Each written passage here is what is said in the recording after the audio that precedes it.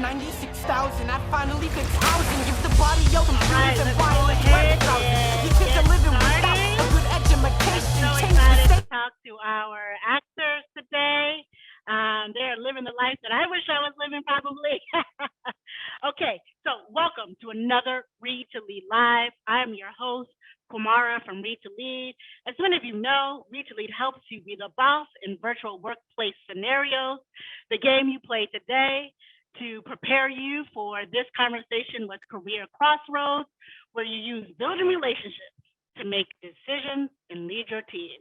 And our guest today will talk a lot about how it's important to build relationships in order to lead your team and to make decisions. Before we go ahead and get into the questions and have the awesome deep conversation, I really absolutely want to introduce. I am so excited. Like I said, there was a time in my life that I would have wanted to be in front of the camera and be an actor.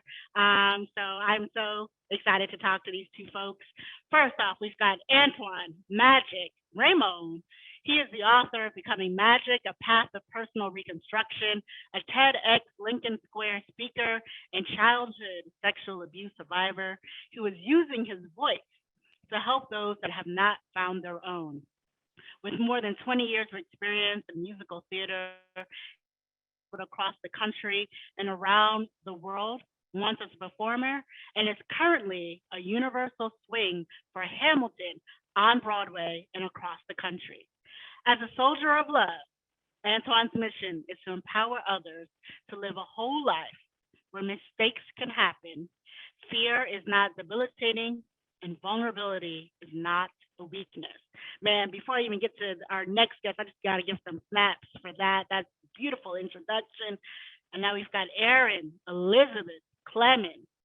She is an actor, singer, and director, both best known for her work on the Broadway and national tours, Hamilton, Les Miserables, Beautiful, the Carole King musical, and Prince of Broadway. She directed her fierce musical last spring, Ain't Misbehavin', at the University of Central Oklahoma, and recently associate directed a new song cycle, Notes from Now, off Broadway with Prospect Theater Company. She is currently getting her MPA in nonprofit and public administration. In her spare time, she enjoys reading, hiking, and gardening. Oh my God. Thank you guys so much for taking your time out on this Friday to talk to me, but most importantly, to talk to our students and give them some much needed advice, love, encouragement, and talking about their own personal journeys. Before we get into all of that, though, I love to hear about fun facts about folks. So tell us a fun fact about yourself.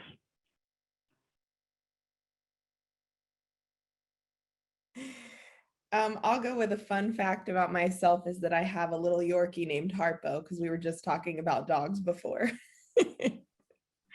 I have to ask now, Harpo from A Color Purple? Well, originally it was Harpo Marx the comedian, but everybody thinks that, so we just go with it.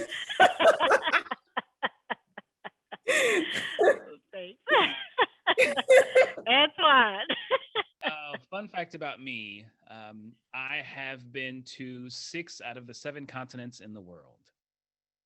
Oh my God. There's somebody else on our team that is trying to be a world traveler and hit every country. So what's the continent that's missing? Antarctica. Ah. Don't know that I'll get there. I love that. So why don't you guys, tell us a little bit about your career journey. When I was listening and then reading, I've read about you all and talked to you before a couple of times, and I'm always inspired by all the things that you've been able to accomplish. But then I was like, man, these bios read so amazingly, and that's how we introed you all. I would love to just talk a little bit about like those moments in your bio that are part of your career journey, and like you can talk about any aspect of it that would be fascinating and interesting for you. Since Antoine, you were the last person to speak, I'll start with you, and then we'll go to Erin. Well, let's see. My professional career started back in 1998. I did a children's theater show called Schoolhouse Rock Live in Kansas City because I grew up there. And that was my first professional paying performance job. And I've worked at theme parks, I've worked on cruise ships, I've worked at theaters across the country in New York and Kansas City, other parts of Missouri. Yeah, I've just worked as many places as I could, honestly. Yeah, the goal for me was always to get paid doing the thing I loved. And the where was not always as important. I mean, I wanted to obviously get to Broadway eventually, but the major goal was to get paid doing what I love to do. And so that allowed me to go so many places. Great. Thanks, Erin. Thanks, Antuan. Erin? Yeah, so I'm originally from Lawton, Oklahoma, which is maybe a town you've never heard of. It's a military town. And I kind of discovered theater, music theater through dance originally. I wanted to be a dancer at first. I had been dancing since I was 3, and I didn't realize that people actually did music theater for a living, like Antoine's saying, until my choir went on a trip when I was 15 to New York City, and I saw some shows, and I was like, oh my gosh, this is something that people do. And that's sort of when I was like, okay, I should go to school for this. And I ended up going to college here in Oklahoma for music theater. And during college, I was lucky to work at Music Theater Wichita, which is a regional theater in Kansas.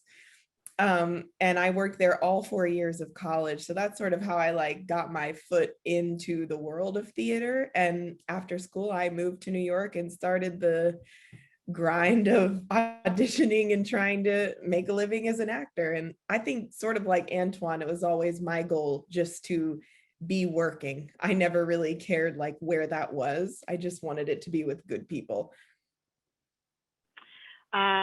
So, we talked to a lot of middle schoolers, and I'd love to hear a little bit about, who you wanted to be when you were 10 years old, when you were in middle school. Erin, you can kick us off.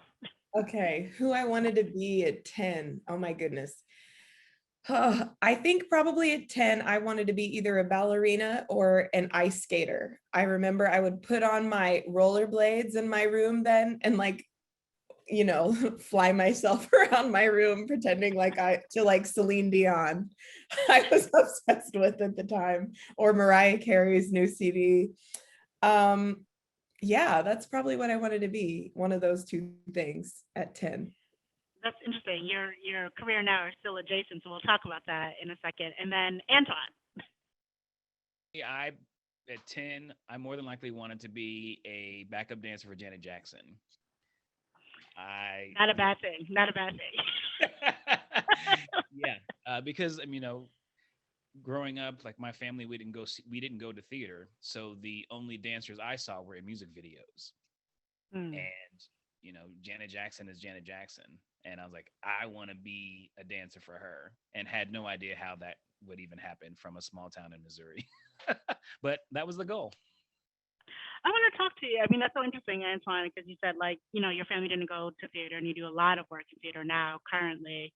Um, and all you saw were music videos. How is it transferring between the love of music videos happen into the theater world? Because I'm sure there are many of our students who may never have seen, a live production, and to your point, have always seen stuff on TV or on social media in terms of little video clip it. So how did you sort of transfer that love and a desire to be um, in a music video to now being like, no, being on stage, period, is amazing, whatever medium that is.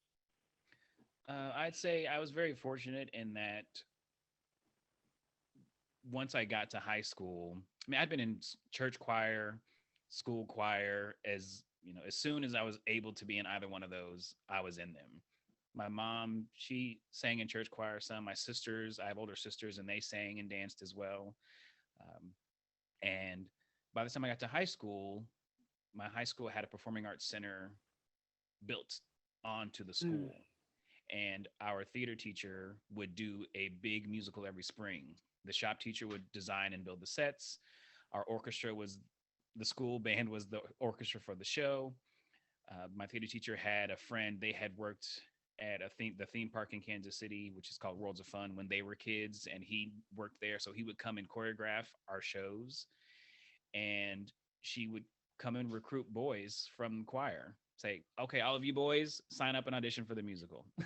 And I was like, okay, sure, I'll do this. And the first show I did in high school was Annie, and I just loved it. And I'd always loved dancing. I'd always loved singing.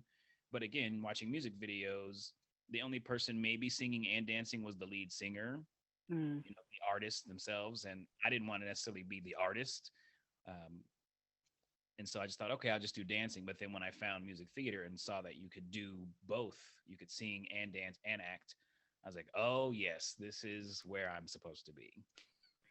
That's great. And then, Erin, I would love to hear a little bit about you wanted to be a ballerina. You're listening to Celine Dion, and you're room. I like imagine you with roller skates, thinking that you can do some of the moves on your ice skates in your room. Like that is fascinating. So how did that transfer into the world that you're doing now, which is musical theater? Yeah, so I like I said, I was a dancer first, so that was the first thing I wanted to be. And I think, what I liked about dancing is it felt like a lot less pressure than singing, especially by yourself. That I was never like one of those kids that was like, I'm a singer, like this is what I do. I was like nervous and timid and didn't want to like be seen at all at that time. So both of my parents really loved music, like all kinds of music. My dad, listens to jazz, R&B, country music, rock music. Like we had like a huge thing of CDs when I was little. So music was always a huge part of my life as well. So with that and the dance, I also took, sorry, I'm a little stream of consciousness right now. I also took piano when I was little, and in my piano studio, there was a voice teacher. So that's how I sort of ended up taking voice lessons for like 2 years.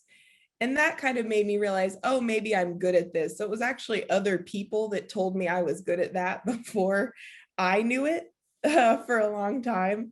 And I also discovered music theater through participating in choir in school, and show choir was kind of the first thing that we did that was like incorporating the singing, the dancing, and maybe you wouldn't call it acting, but it is some sort of like over the top performance art.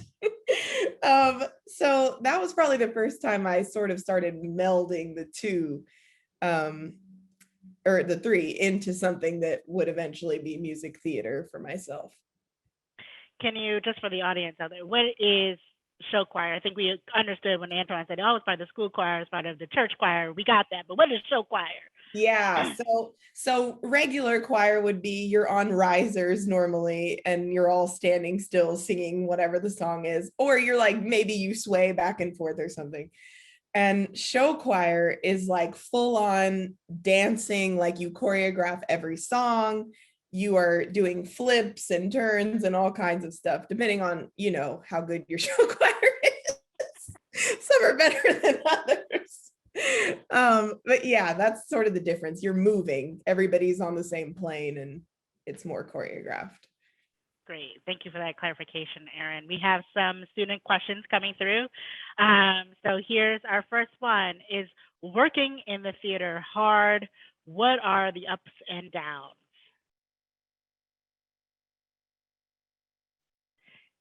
Whoever wants to take it first? Or okay, Erin, I see you on the screen, so I'll just go to you again, and then we'll go to Antoine. Okay. The question is, what are the ups and downs of theater? Yeah, and then is it hard? Is it hard work to be in Hard. the theater? I will start with a resounding yes. It can be hard. It's a lot of fun because you're getting to do, what you love for a living. And the thing that to me is hard about it is that a lot of people don't know that you perform 6 days out of the week and you do 8 shows a week.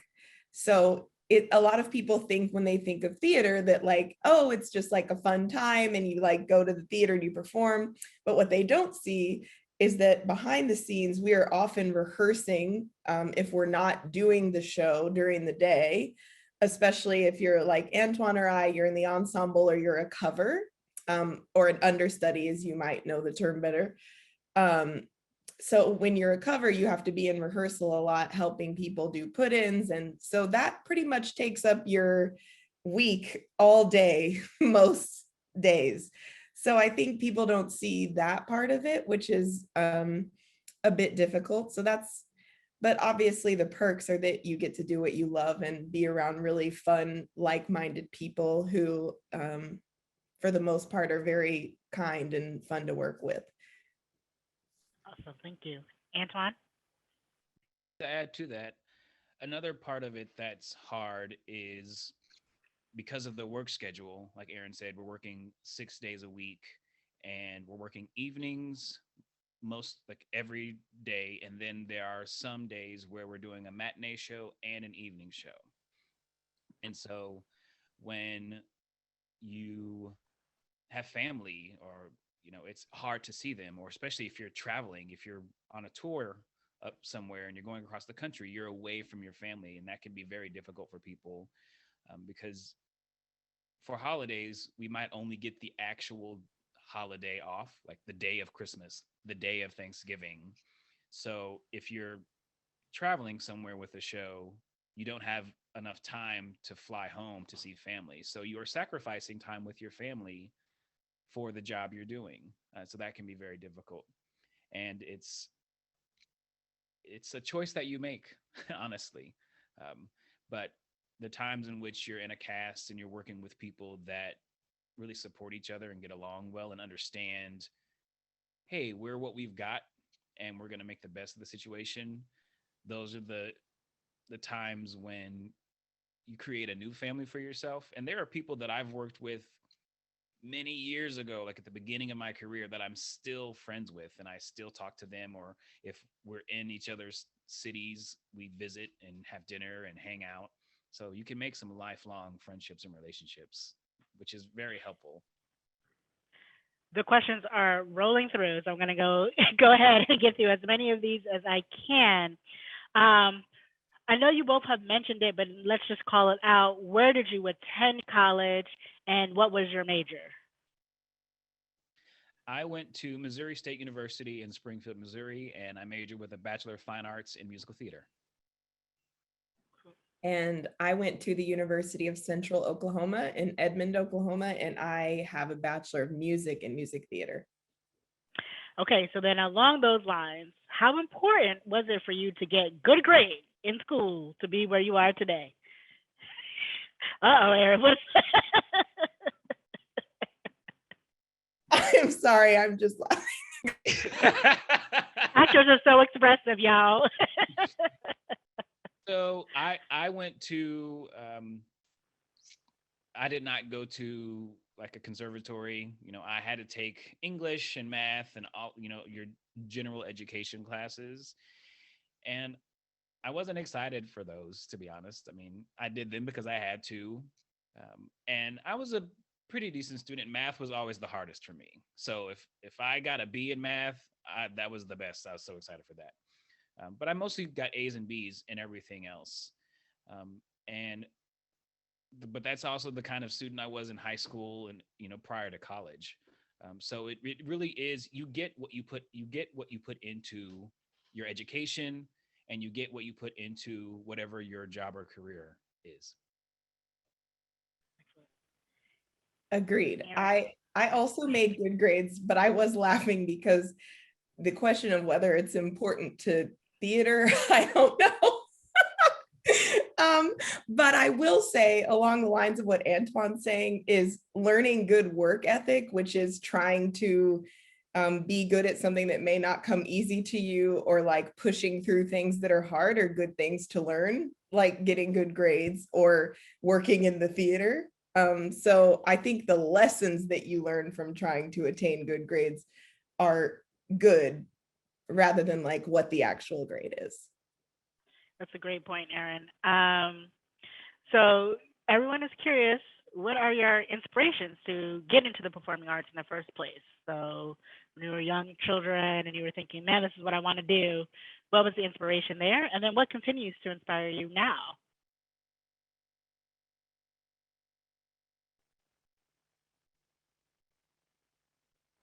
Great question. So for me, my inspirations were Gregory Hines, Ben Vereen. Gregory Hines has since passed away. I actually got to meet him while I was in college. He was I'm so doing a jealous of concert. you. I love Gregory Hines. Oh my God. And he was, when I met him, he was so nice. He waited and signed autographs for each person that was waiting. I had my tap shoes with me and he signed my tap shoes. I was calling my family trying to get a hold of them, couldn't get a hold of anyone.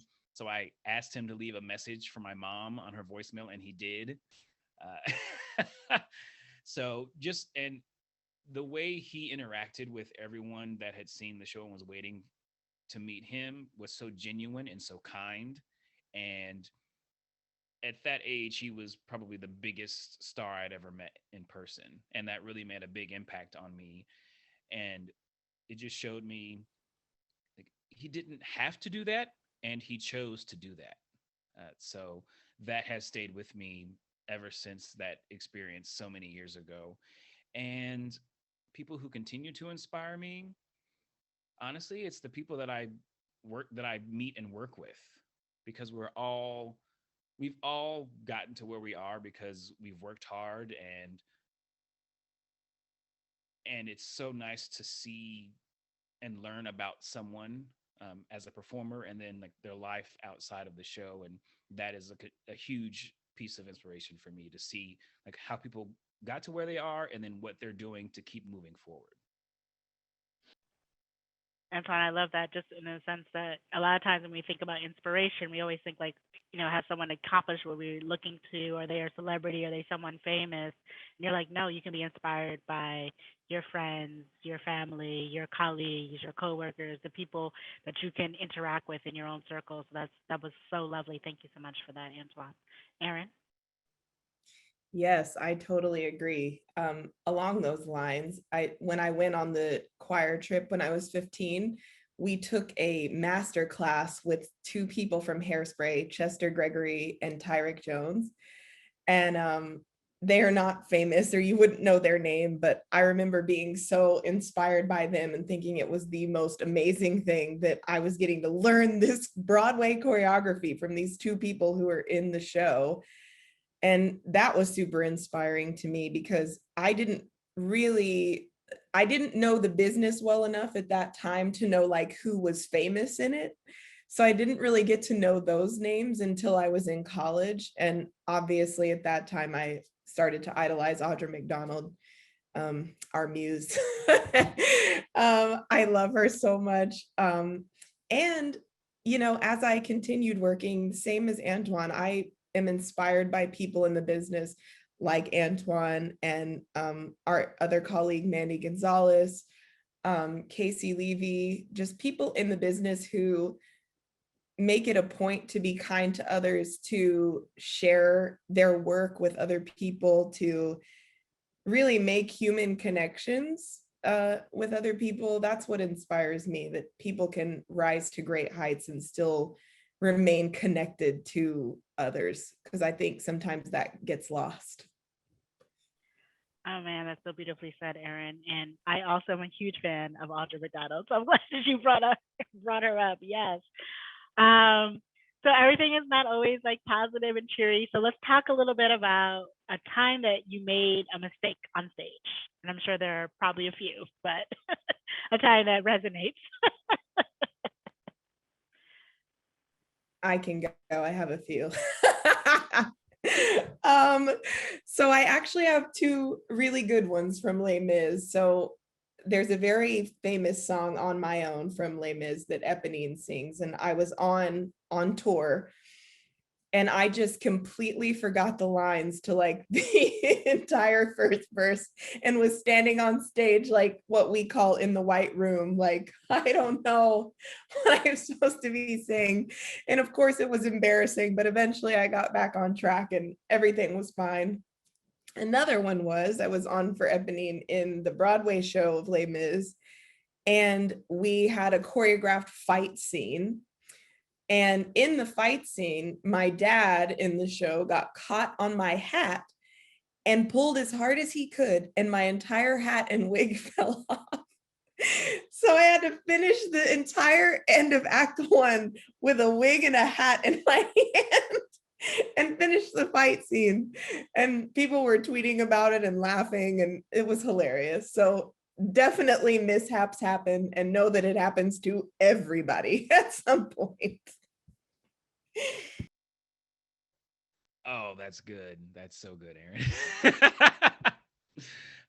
I have accidentally taken someone's wig off during a show. We were in a full line and we do like one arm over the back and then the other arm over the back. And I went this way and clipped the back of her wig. Thankfully, she had her own hair like in a low knot because the women were taking their wigs on and off throughout the show. So, but yeah, we finished the rest of that with her wig in my hand. That was on a cruise ship. Then in Hamilton a few years ago, I was in New York, but I had been in Chicago with that production, and I was going over some choreography for something, and there was a number where I'm supposed to set a prop piece, and it's a big street light. And I'd missed the cue for the street light, and I panicked and was trying to decide, do I go now or do I not do it at all? And so I decided to go now, which was later. And the turntable's moving, and that set piece is supposed to travel around to downstage right. But because I had set the set piece late, it ended dead center downstage. And I forget who was playing Hamilton. It was one of the understudies, but thankfully he was aware enough and knew where it needed to go that he just walked over and just moved it on over, and it was seamless unless you knew that it was wrong. And I was like, oh man, I've also forgotten to go on stage and help someone move a table.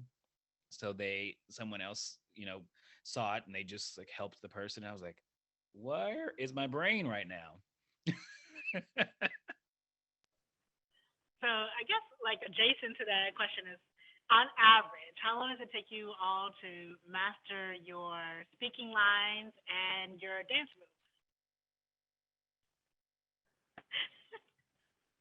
To master them, I don't know if that actually happens, but when you're learning a show from the beginning, you get about 6 weeks of rehearsal, and then as Erin and I are swings and understudies and we cover multiple people, then we have to continue learning the extra parts. And so it could be like another 2 weeks to learn each new part, 2 or 3 weeks. It just kind of depends on how many other people are doing the same thing, because sometimes it could be 6 people are learning something new and there's only so many people to give them the information. So you just kind of go at the pace of the group. But the least amount of time I've been given to learn an entire role was like maybe a week or two. Oh my God, that is intense. Erin? Yeah, I would say the same. When you're a replacement in a show, which is somebody who joins a show that's already going, you definitely get way less rehearsal than all the people who start the show from the beginning. So I've definitely had that too, where I've gone in probably like a week and a half to 2 weeks, depending on what they needed at the time. And I've had probably the longest was this time when we restarted Hamilton after COVID. That's probably the longest rehearsal process I've had outside of beginning the Broadway show of Les Mis. So it's normally pretty short if you're replacing, and if you're a cover like Magic's saying, you have 2 to 3 weeks usually to learn the roles. I think when I joined Hamilton, I had started the show September 12th, and by I think it was like December 14th, I had gone on for my track and 2 other roles and had started learning another. So it's very fast. So that's intense. Like I said, our audience is in middle school, and they're like, okay, so where do I get started? So what advice do you have for our audience of students about where they can get started? If they've never done anything in the performing arts, but they feel called and a passion to be part of the performing arts, what advice would you give them? I mean, I would say if your school has anything with the performing arts, I would start there because usually in school it's free, which is great. And it'll happen like during school hours or right after, which is easier for you usually. Um, you can also look to like local nonprofit theaters or even just regular nonprofits, because a lot of times theaters will have another section where they have things for young people that they do, like choirs, or you could even be in shows if you want to audition. Yeah, just look in your local community theater. Um, there are lots of places. If you want to pay for lessons outside of school or a theater, you could try to do that if your parents are up for it. Yeah. I don't know that I have much more to add to that. I mean, it's, yeah, you kind of just start locally where you are in your own community and just, you know, ask your music teacher if they know of places, if there's like a theme park or, you know, and I think there are a lot of opportunities available, but it does require some research, and you're all geniuses on these devices. So, you know, one Google search can give you a lot of information of theaters in insert your town, and then you can find that information from there.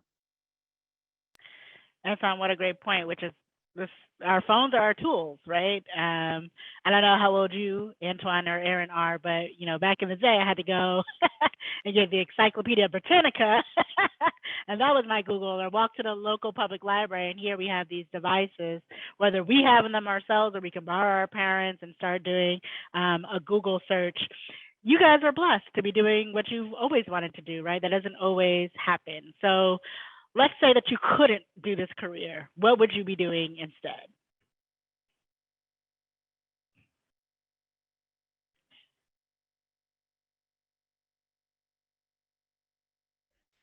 That's, I mean, it honestly was the thing that I had wanted to do since I was a kid, like in some way, shape, or form. I kind of got more specific. Like I said, I wanted to be a backup dancer, but I knew I wanted to be singing and dancing somewhere. I just didn't know where that would actually take me. Um, and I'm trying to think of what else I ever wanted to be as a kid, and I can't really find an answer for that definitively. I feel like there were things like, oh, this seems like interesting, but there was just something in me that just knew this is the thing that I'm going to do. Now, over the years, I have found other things that I'm very passionate about. I'm very passionate about public speaking, and that's something that's a direction I'm moving into. That's why, you know, this here, you know, Soldier of Love, like that's part of what I want to do as a public speaker and help those, you know, I want to help people that have been through some very hardships in their lives and want to live a happier life, live a more joyful life. And I want to help people in theater be more educated and informed because there are so many things as performers that we don't know because they're not taught to us. We're taught how to dance, we're taught how to sing, we're taught how to act, how to play instruments, you know, and but there are other things in there that are not talked about. How do you take care of your mental health? How do you take care of your emotional health?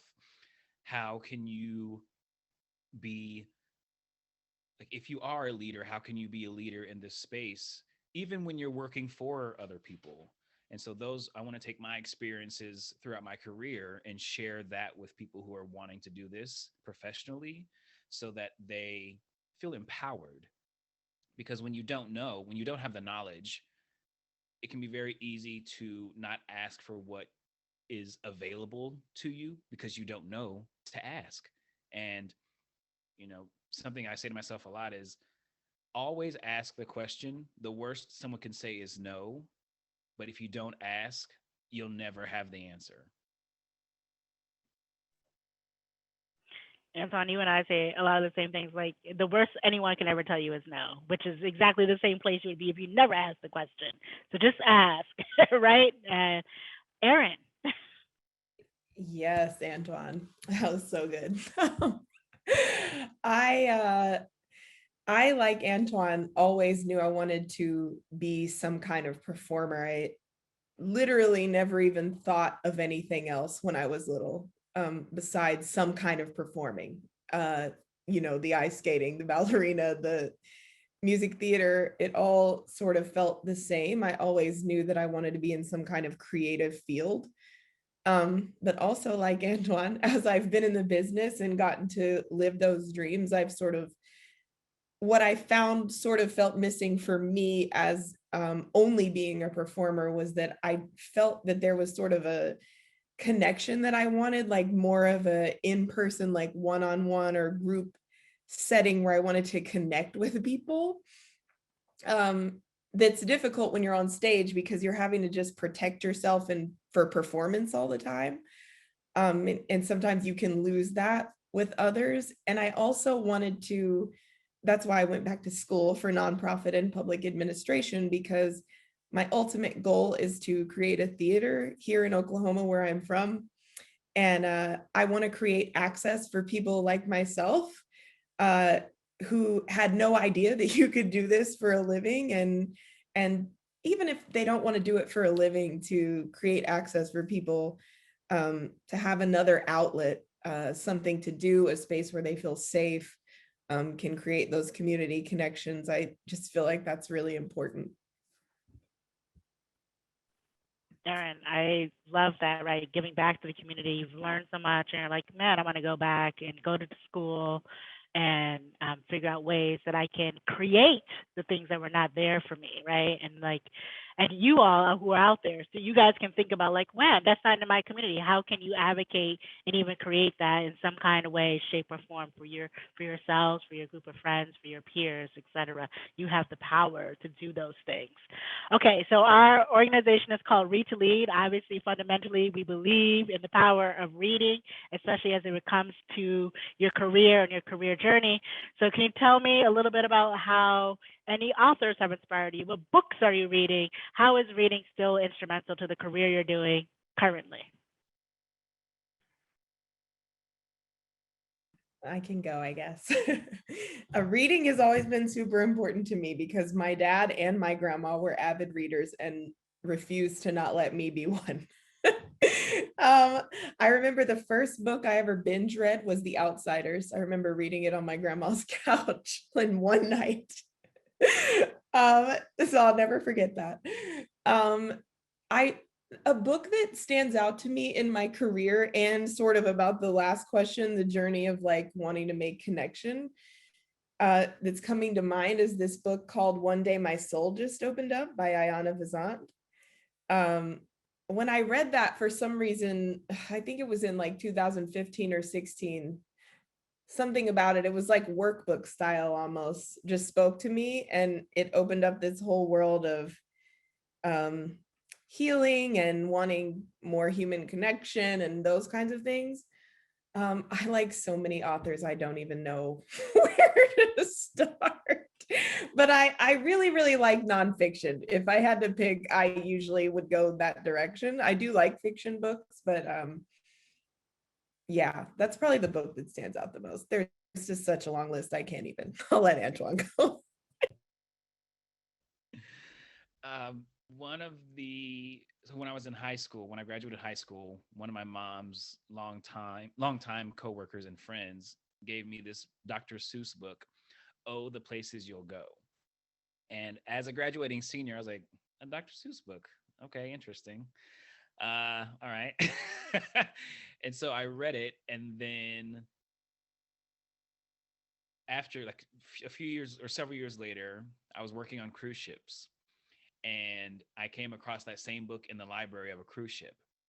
And then I reread the book again, and I just started crying because I was like looking at what my life was, and I was traveling around the world. And for a little boy that grew up in Missouri who had never thought that was possible, the fact that I was living that as a part of my life was very, very powerful for me. So that book always comes to mind for me. And then I also read a book of poetry by Tupac Shakur. that I found in a cruise ship library called "The Rose That Grew Through Pavement or Through Concrete." And what I really liked about the book was it had photocopies of his handwriting, and then they also printed it because you couldn't always read his handwriting. But it was the first time I had ever really read his lyrics and his words and his thoughts, and it was so beautiful. It was really, really beautiful. Wow. This is totally an aside, but I was literally somewhere where someone was asking like, who are your favorite lyricists? And I was like, Tupac. Anyway, but when you talk about the Dr. Seuss book, I mean, the manifestation of your destiny and your dreams. What a beautiful thing that has been. And what's great is that all of us have the power to truly manifest our own destiny. We can live it, be about it, be passionate about it, and just be really focused on our goals. You guys all have the ability to be the leaders and the drivers of your destiny. So that's just so beautifully said. We only have a couple minutes, but I think I will be remiss because I've heard now in the chat, I've been getting messages left and right. People want to know, what are each of your favorite Hamilton songs? And if you don't mind just doing a small little, I don't know, vignette, 20 seconds from your favorite song of Hamilton. Whoever wants to go first.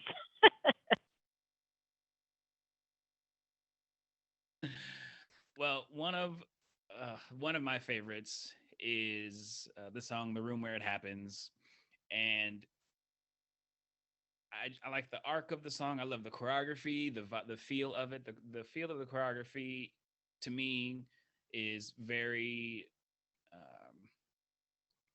it's reminiscent of a choreographer, Bob Fosse, and I've been a fan of his work for as long as I know. And there's just something about that number that I just really love dancing it and singing it. And I have to remind myself not to get too excited too early in the number because it's a long number. And if I get too excited and I do too much too soon, then I've gassed out and I'm tired by the end. And it makes it real hard to sing those last few notes. But yeah, the art of the compromise.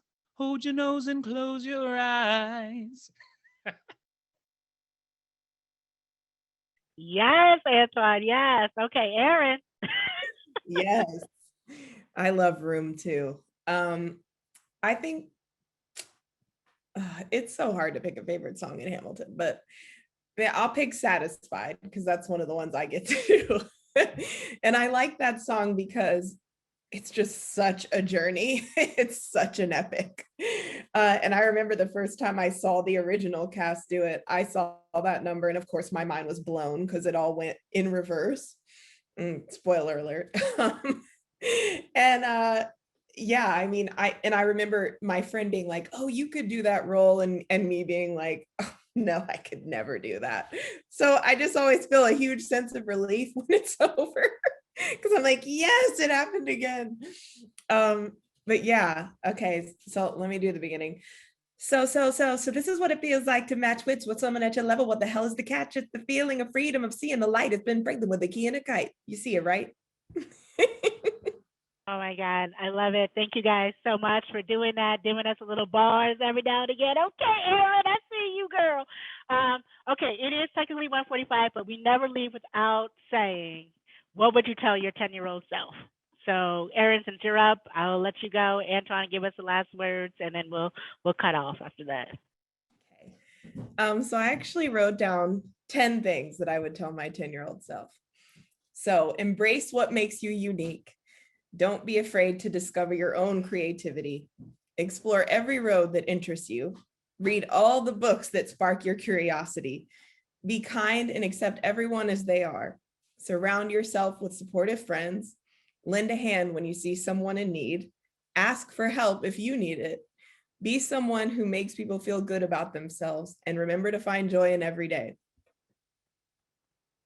Erin, I love that. Oh my God. So we're going to call that Erin's 10 for 10 because that was so dope. Antoine. We should have had Erin close out.